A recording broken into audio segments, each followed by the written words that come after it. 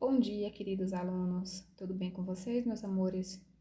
Espero que sim, que todos estejam bem, com saúde e fazendo todas as atividades, certo? Queridos, prestem atenção. Nós vamos começar a correção da última atividade que eu passei para vocês sobre anticampanha. Como a atividade ela é bem grandinha, nós vamos dividir a correção em duas partes, tá? Eu vou colocar agora a parte 1 e depois eu coloco a parte 2. Então, vamos lá. Coloquem o módulo de vocês na página 102, que tem a primeira questão. E a primeira questão, ela fala o seguinte: você já ouviu falar em anticampanha? O que você sabe a respeito? Ainda que não tenha ouvido falar nesse termo, levante hipóteses sobre ele. Na verdade, nós falamos na aula passada, né? Eu coloquei para vocês nos slides o que seria uma anticampanha. E vocês poderiam responder usando as próprias palavras, mas com a mesma ideia, com o mesmo sentido.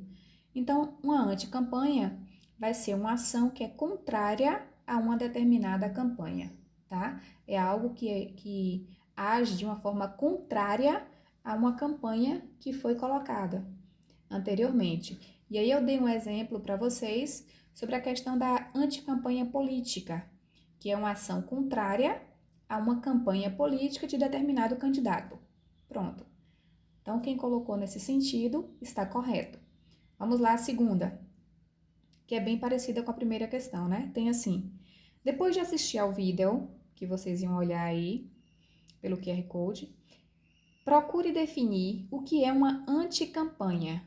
E aí, automaticamente, vocês vão colocar basicamente o que vocês colocaram na primeira questão com outras palavras, né? Vai ser uma peça que veicula uma mensagem às avessas. O que é isso? Contrária à que foi colocada anteriormente. Então, contrária a um fato. Ou seja, é o que está por trás da campanha. É algo que seja contrário ao que foi colocado na campanha.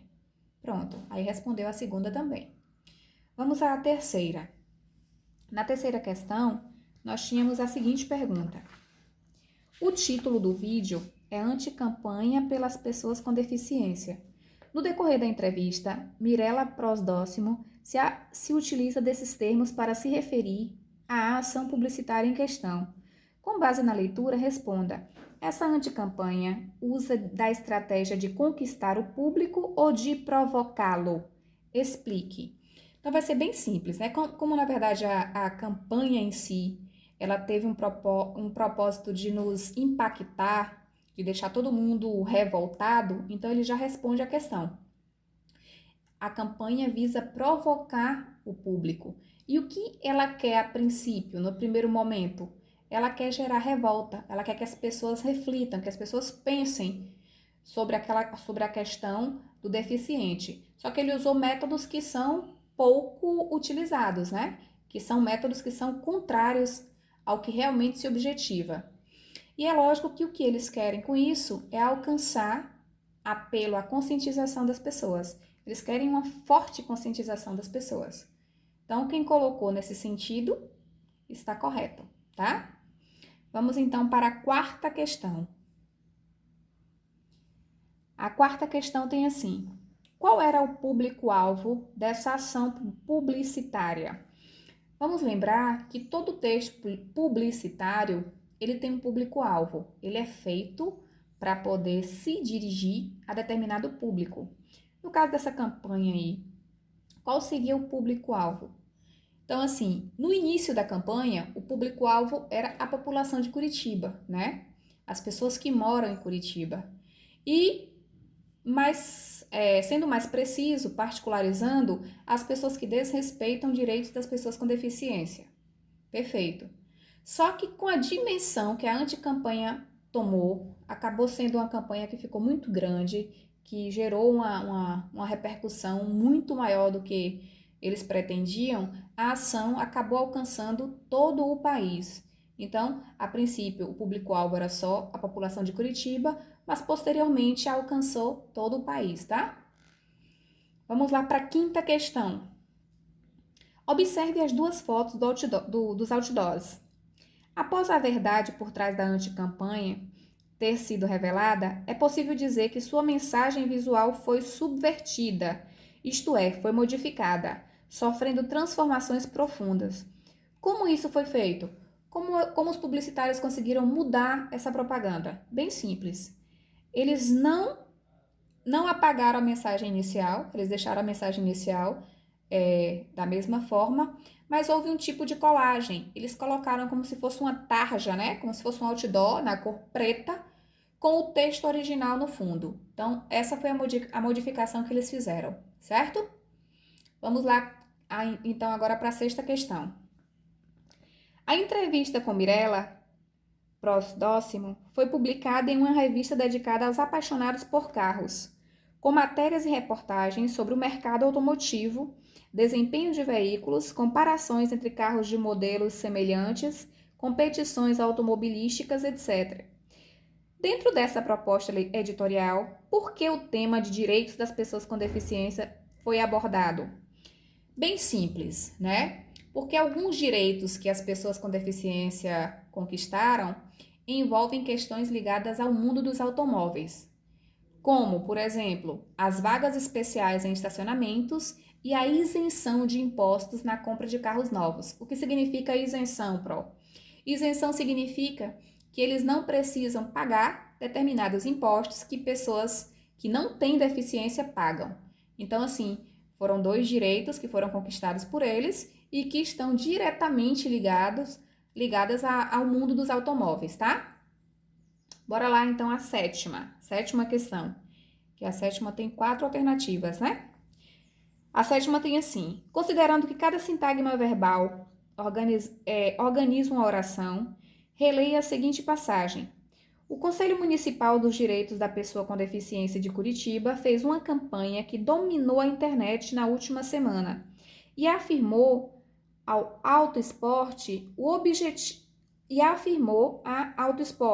objetivo foi cumprido com sucesso. Então vamos lá. Letra A. Quantas orações formam a passagem reproduzida? A primeira coisa que eu vou lembrar é que para ser oração eu tenho que ter verbo. Ou um verbo ou uma locução verbal. Cada verbo vai ser uma oração.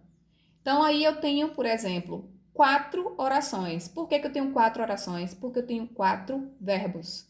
Na verdade, eu tenho 3 verbos e tenho uma locução verbal, que é fez, né? Quando ele fala assim, fez uma campanha, perfeito. Depois eu tenho dominou, quando ele fala que dominou a internet na última semana, 2. E aí nós temos o terceiro, que é afirmou a autoesporte. E por fim, eu tenho foi cumprido, que é uma locução verbal, né? 2 verbos sendo utilizados com um único objetivo. Quando a frase tem assim, o objetivo foi cumprido com sucesso. Então, como eu tenho fez, dominou, afirmou e foi cumprido, eu tenho 4 verbos. E se eu tenho 4 verbos, significa que eu tenho 4 orações, tá? Vamos à letra B. Na primeira oração, qual é o núcleo do sintagma nominal na função do sujeito? Gente, quando ele fala em sintagma nominal, ele simplesmente quer se referir a palavras que não são verbos, que são nomes. E ele pergunta qual é o sintagma nominal, qual é o núcleo do sintagma nominal. Ou seja, qual vai ser o núcleo desse sujeito todo aí. O sintagma vai ser Conselho Municipal dos Direitos da Pessoa com Deficiência de Curitiba. Ele completo. O núcleo desse sintagma nominal, porque não tem verbo, vai ser conselho. Pronto, então o núcleo vai ser conselho, tá? Letra C. A que termo se relaciona a oração que dominou a internet na última semana? E qual é a função dela? Vamos lá. A oração aí, ela vai se relacionar com o substantivo, né? Ela vai se relacionar ao substantivo campanha. E aí, qual vai ser a função que ela vai ter? Ela vai ter a função de caracterizar. Então, ela vai funcionar como se fosse um adjetivo, porque vai atribuir uma característica ao substantivo, tá certo? Então, coloquem aí que a oração se relaciona ao substantivo campanha e vai funcionar, vai ter a função de caracterizá-la, tá? Perfeito. Vamos à letra D. Nós vamos parar por aqui este primeiro vídeo, tá? A letra D tem assim.